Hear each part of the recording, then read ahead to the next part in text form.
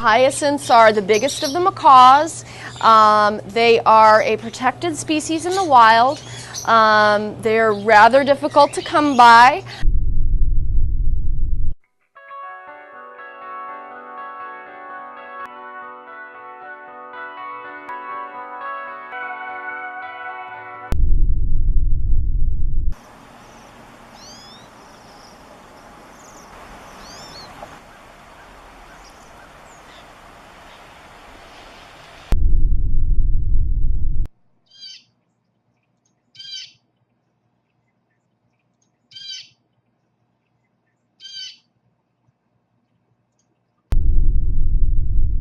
Puffins for many reasons.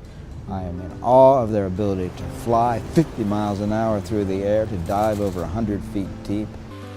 They